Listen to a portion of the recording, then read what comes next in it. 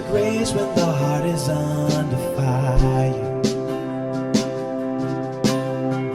Another way when the walls are closing in. And when I look at the space between where I used to be and this reckoning, I know I will never be alone. There was another in the fire standing next to me. There's another in the waters holding back the seas. Should I ever need reminding of how I've been set free? There's a cross that bears the burden. Another died for me. There's another in the fire.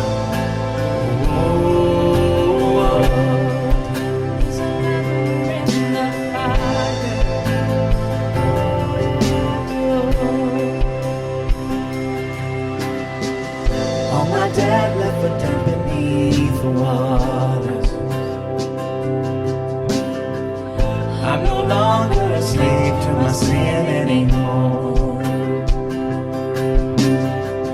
Should I fall in the space between what remains of me and this reckoning?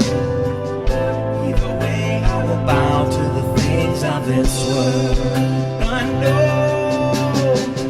I know I will never be alone.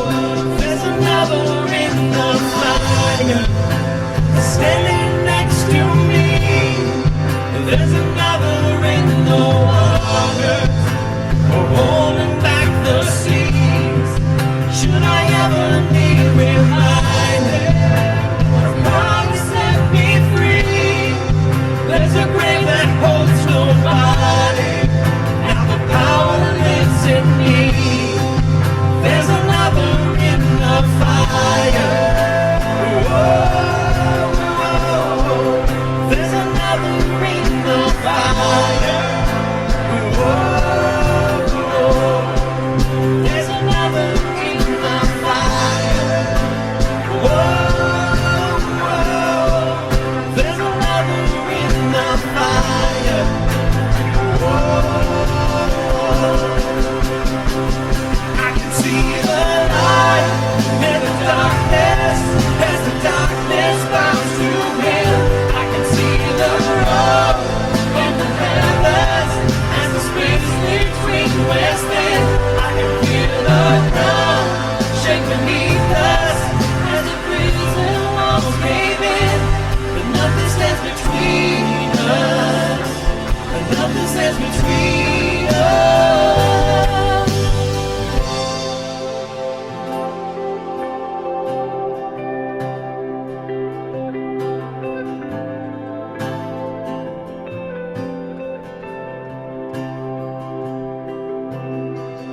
There's no other name but the name that is Jesus. He who was and still is and will be through it all. So come on, make in the space between all the things unseen and this reckoning.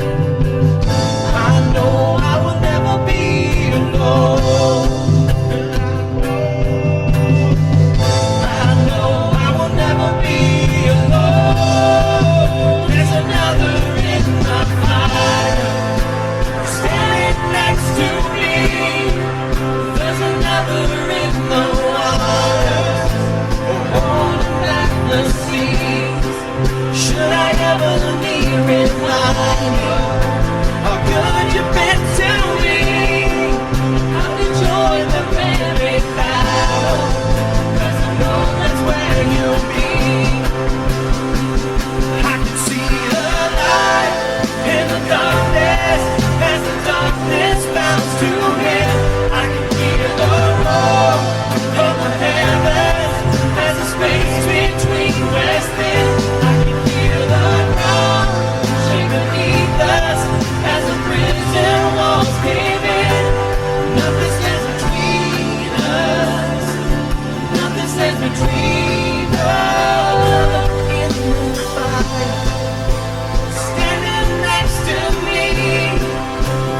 another in the water, or holding back the sea.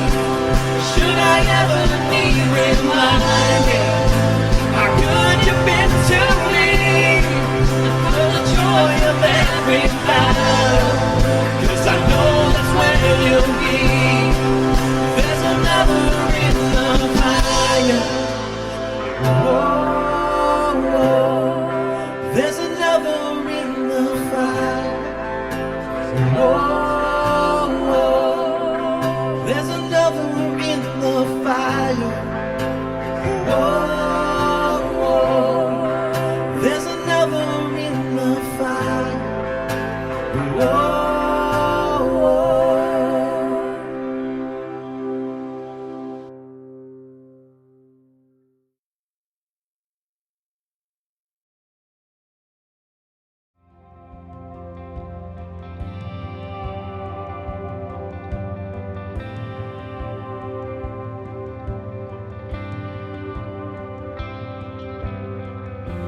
Hi, I'm Pastor Chaz Lowder. This is the Sound of Hope House. Welcome. Thank you for stopping on your Facebook feed today. We are continuing in our series called God Blesses Who? It is that question that we're looking at. We started a series last week. It started with the very first of the Beatitudes from Matthew chapter 5, verse 3. God blesses those who are poor in spirit and recognize their need for them, for theirs is the kingdom of heaven. Today we're moving on to the second Beatitude, but as I get ready to jump into God blesses those who mourn, I want to be clear, this isn't actually a message or a sermon series about the Beatitudes. It's about God mentioning blessings. And so there's other places in Scripture, and in Genesis talking about being a blessing to the nations when he's talking about Adam. In Corinthians talking about the cup of blessing, meaning communion. Later in the book of John talking about being blessed for believing without seeing. We're going to be looking at all those, but it just happens to be this week we're continuing with the Beatitudes because this passage really got my attention. I think it probably means something different than you are anticipating. It certainly means something different than I just read at surface value. So when you hear the phrase, God blesses those who mourn, for they will be comforted, I don't know what you're thinking exactly, but I'm guessing you're probably thinking of losing someone near and dear to you. Yeah, of course, God is close to those who are hurting. He promises to never leave us nor forsake us. He binds the brokenhearted, heals the wounded soul. Like, he promises those things. So obviously, grieving the loss of someone close to you is certainly part of God blesses those who mourn, but there's more to it than that. When you're thinking about grief, maybe you're thinking about the loss of a grandparent. I'm blessed to have one left, Grandma from Panama, Miriam from Panama.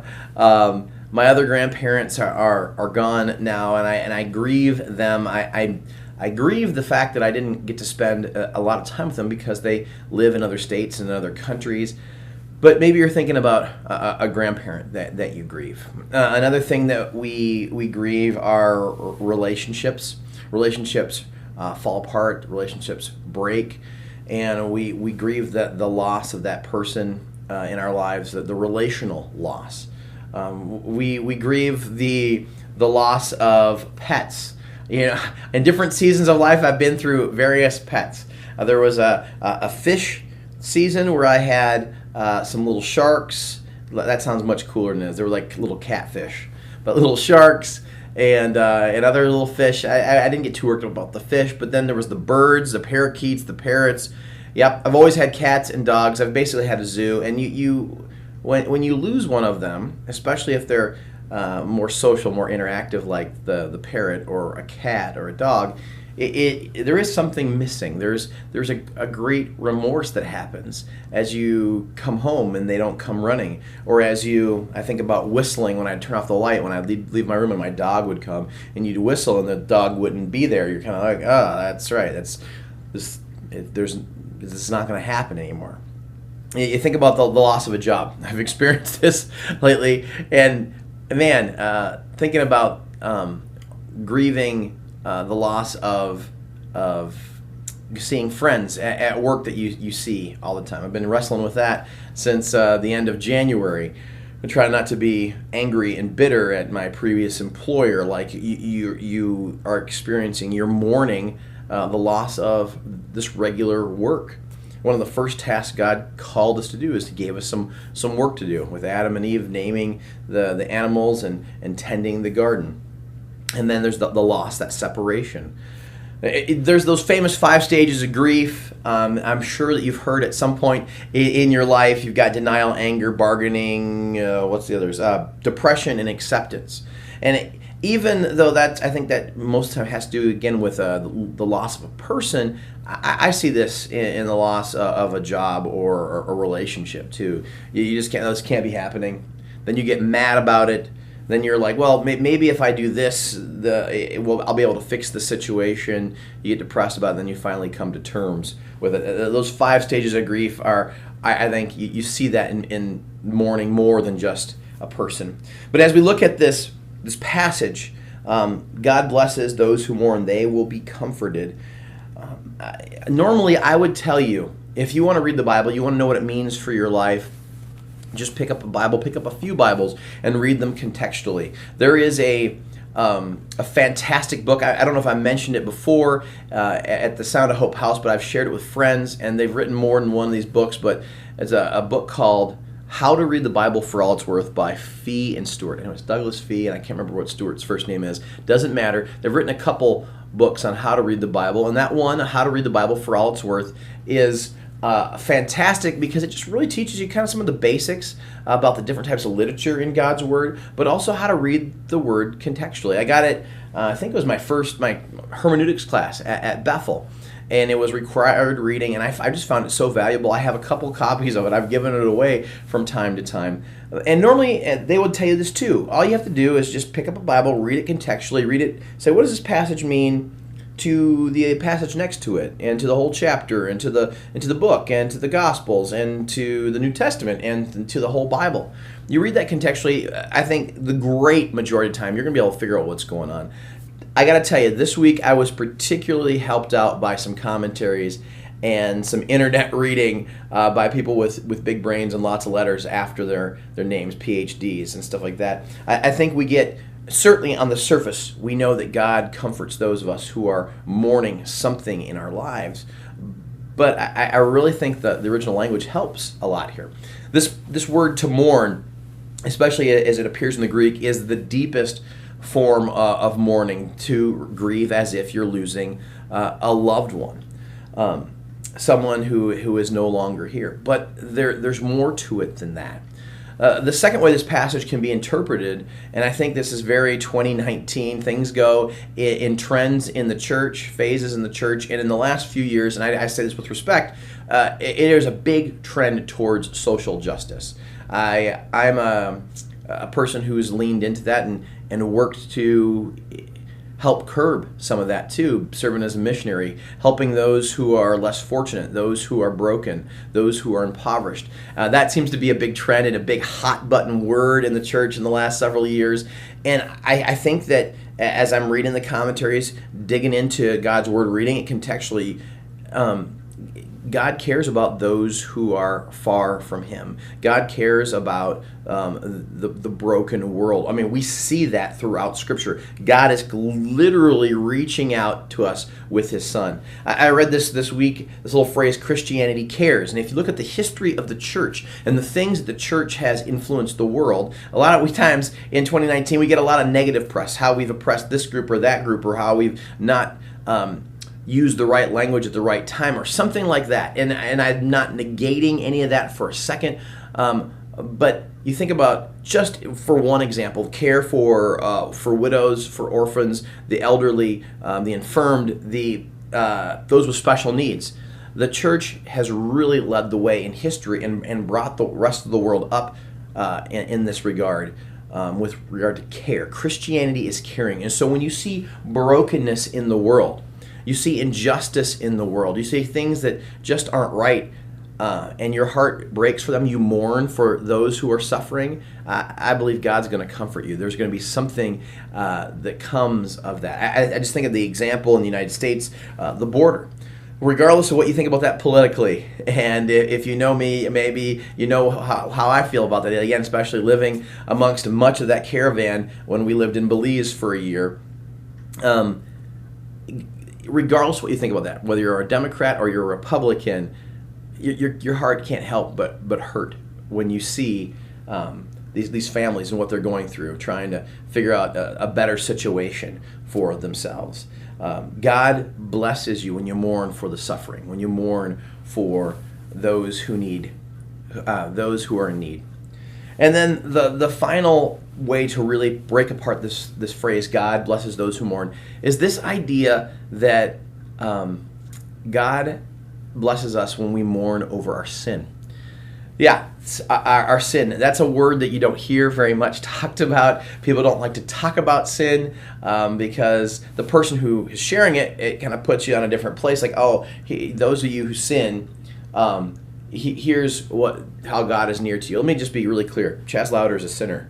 Chaz Lowder's thoughts, as I've shared in the last since end of January, I wrestle with some bitterness, some anger regularly. There's that phrase. There's lots of little cute phrases we have in Christianity, but like we are sinners. Or we're saints who sometimes sin. That's a phrase I've heard before. We're saints who sometimes sin. You know what? I'm a saint who regularly sins. I try not to, but I do. And you think about Paul the Apostle when he's talking to them in Romans, that cute, almost like Yoda-like phrase where he goes back and forth. The things I don't want to do, and the things I do, the things I don't do, I want to do, and vice versa, is what he says.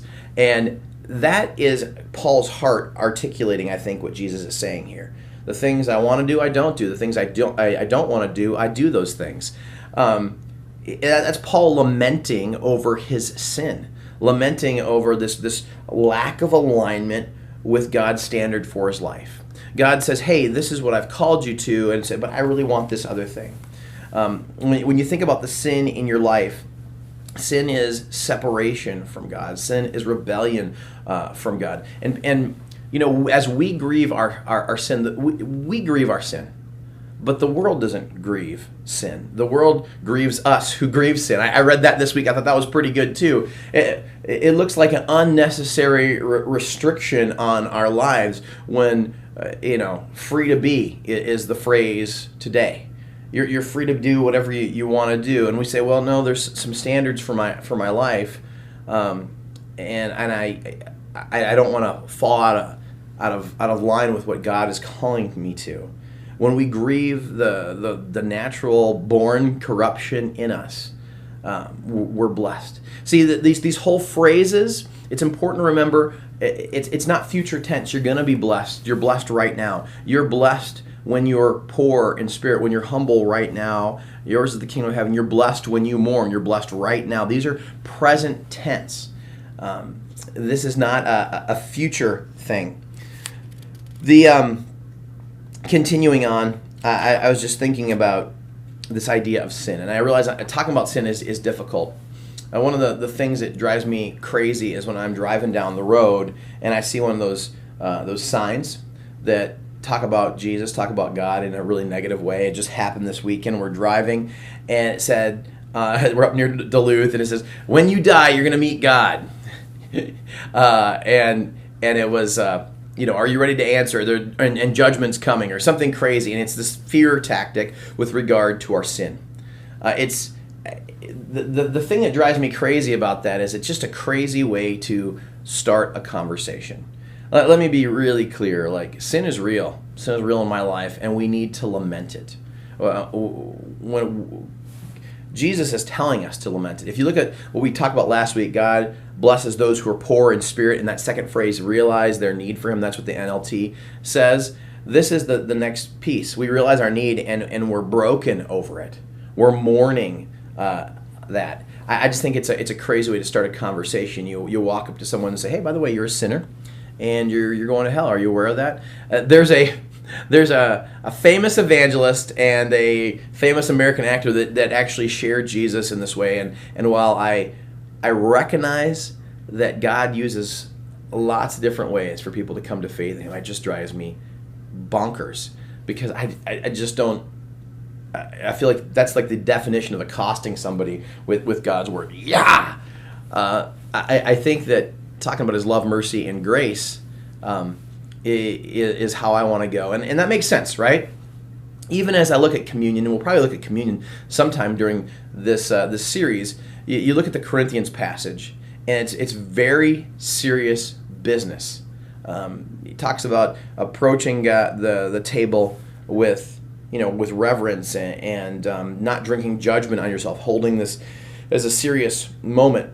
But if you read that contextually, Paul is talking to the Corinthians who come out of this very pagan background.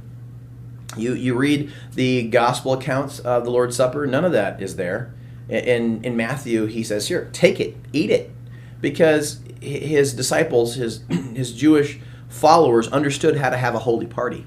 I live in that celebration of grace and mercy and God's blessing and Him giving. I know that I rarely look at my sin with the same seriousness. And that's true for communion, that's true in my life. But God is telling us, if you want to have a blessed life, mourn your sin. I don't think we need to dwell there, but to remember what we've been saved from. When we mourn our sin, and you think about the sorrow in your life, whether it's grieving a loved one, or it's grieving a pet, or it's grieving a job, when you have that sorrow in your life, it's a very different experience than from the happy times. Sorrow drives us deep into God's presence. Without sorrow, a certain maturity doesn't happen. And as I reflect on that, I'm just thinking about the Amazing Grace, the famous Amazing Grace. Think of that first line. Amazing grace, how sweet the sound that saved a wretch like me. This is a person who was in tune with their sin. Today we don't talk about sin anymore. But while I believe that God doesn't want us to dwell there, we need to remember what we've been saved from. If you want to experience these blessings, these paradoxical blessings, you look at that list: blessing the poor, blessing those who mourn, blessing what the world would look at this and say, the weak, the humble, those who have been persecuted. These whole paradoxical things that God's encouraging us towards, that's where we find blessing. You want to find blessing, mourning our sin is part of it. Recognizing what we've been saved from. I'm going to close with this short illustration that I also heard this week, and it was very timely because we just celebrated 4th of July in the United States. 4th of July is our independence from the tyranny of the Britons, our closest ally now. And I was thinking about, two stories. When I was a high school kid, my good friend Jay Levanway, you can look him up on Facebook, and he's an introvert, so I'm sure he would love a lot of likes and followers. We decided to light off some fireworks one night in my backyard. I grew up on a little pond, little man-made lake with housing development around it, and I've always been one of these guys who had these big visions. And my family took a trip across the country, and we stopped in one of those states where you could buy fireworks. And these fireworks, they were about the size of a coffee can. They had a bunch of tubes, about that tall, and you'd light it, and what would happen is out of these tubes, a brilliant white burst would shoot off about 150 feet in the sky. So you light it off, and it's like one by one, each tube would go off. There was like 21 of them. Significant. Well, I was going to use them at the end of a concert near a park. I was going to play a Christian concert, and at the end, the big finale, have someone light those off and have fireworks go off. Like, that would be really cool. And it cost me $14 for, two of these things. Like, this is perfect. Well, the city where I live said those fireworks are illegal in Minnesota. You can't do that. And I was bummed out. I wasn't about to get a ticket for that. And so I held on to these things. Well, late one night, we decided to light these things off around this little lake. And it's probably 2 o'clock in the morning. We light it off. I've had this thing in my house for probably over a year. And it shoots off like 4 or 5. Brilliant. Boom, boom, boom, boom, boom. And it's over. And I'm like, that stinks. It's terrible. It was just so sporadic. Like, I think there was just a bunch of duds in the thing. So I'm like, well, we might as well light off the second one. We light off the second one. The second one was fully functional. And it seemed to light up the sky in my little neighborhood and make a racket for what felt like 5 minutes. It was probably about 30 seconds, if that. And we light up the thing, and we're just expecting it to shoot off. And suddenly, 100 feet above my house that I grew up in, the sky is brilliant white. Boom, boom, boom, boom, boom, boom, boom, boom. Just constantly going. We looked like chickens with our head cut off. We were just running in circles, couldn't figure out where to hide. There was no place to hide because it was so bright, so brilliant. And if Jay or I would have said, hey, let's go light off those fireworks, and it would have been 12 o'clock during the day, he would have looked at me like, are you nuts? That's going to be dumb. Wow, you're not going to see anything. But because we did this in the dark of night, and of course the quiet of night, the contrast between the brilliance of what was going on and the canopy of darkness, it was dramatic. That is the picture of sin. We had this darkness, this blackness, and God's grace brilliantly shone through. That is what we've been saved from. We've been saved from the darkness, and light has entered the world. If you find yourself grieving over past mistakes, you're not alone. I grieve past mistakes. I grieve my current mistakes. But when you grieve the sin in your life, truly from the heart, God calls you blessed. Today, whatever you're wrestling with, I want to encourage you, bring that to Jesus. He sent out this invitation 2,000 years ago when he was doing his earthly ministry. He's walking next to the Sea of Galilee, and he invited people into relationship with him. He said, come, just simply said, come, follow me. And that's his invitation to us today. Come, you who are poor, you who are weary, you who are broken, you who are wrestling with sin. Come to me just as you are.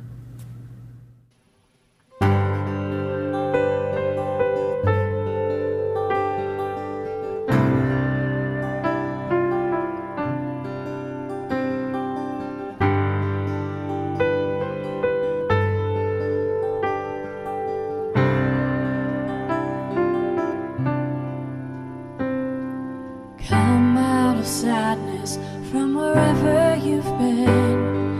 Come broken-hearted, let a rescue begin.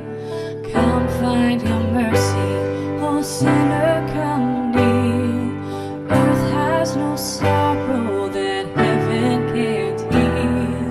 Earth has no sorrow that heaven can't heal. So lay down your burdens, lay down your shame. Oh, I'm broken. Lift up your face. Oh, wonder where it come home. You're not too far. So lay down your hurt, lay down your heart, come as you are.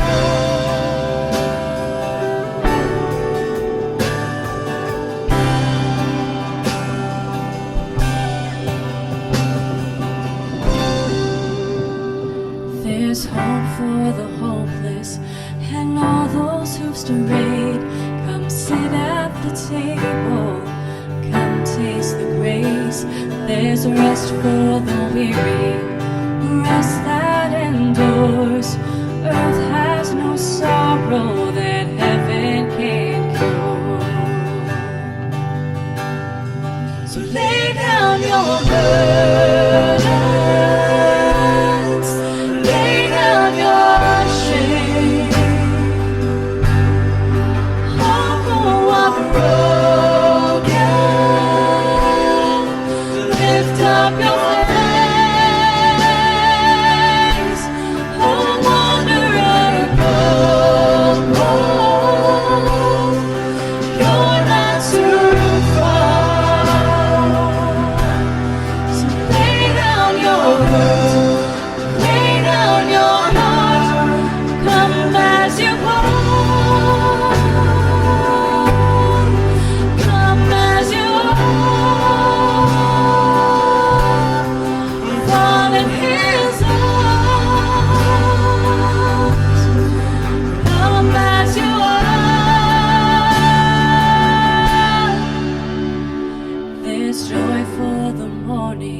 Oh, sinner, be still. Earth has no sorrow that heaven can't heal. Earth has no sorrow that heaven can't heal. Lay down your burdens, lay down your shame. All who are broken, lift up your hands. Oh, wanderer, come home. You're not too far. Lay down your hurts, lay down your heart, come as you are.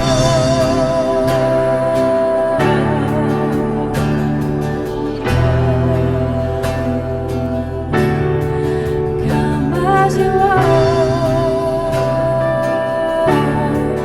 Come as you are.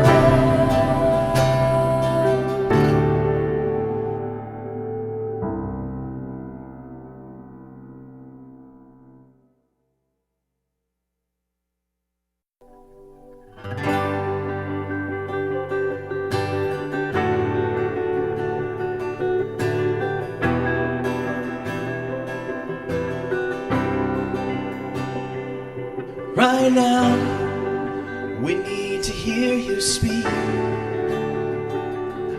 Right now, we need to feel your peace.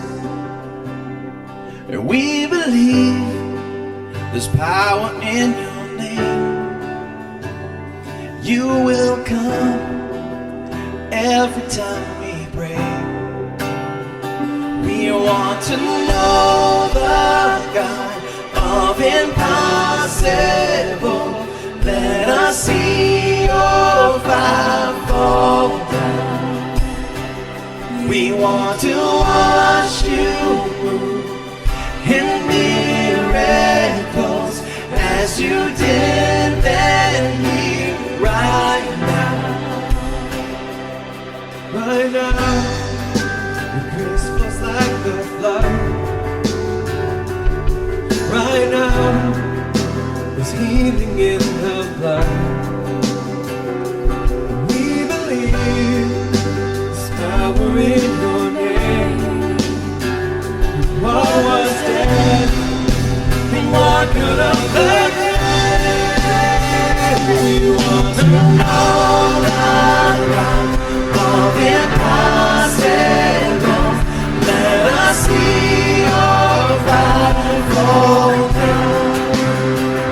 We want to watch you move in miracles as you did then here right now. Right now. Oh. Right now. Oh.